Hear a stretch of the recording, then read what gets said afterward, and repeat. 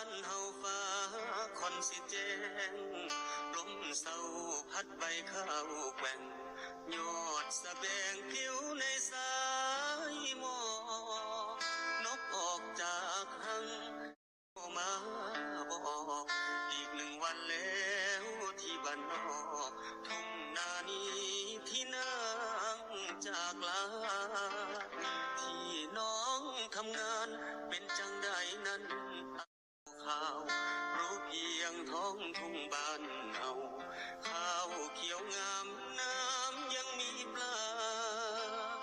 แต่บ่มีเจ้ามีแต่คนเหงาข้างคันแท้ตีน้ำยอกปลาคือทอดคนไกลกลิ่นดอกลำดวนย้ำเศร้า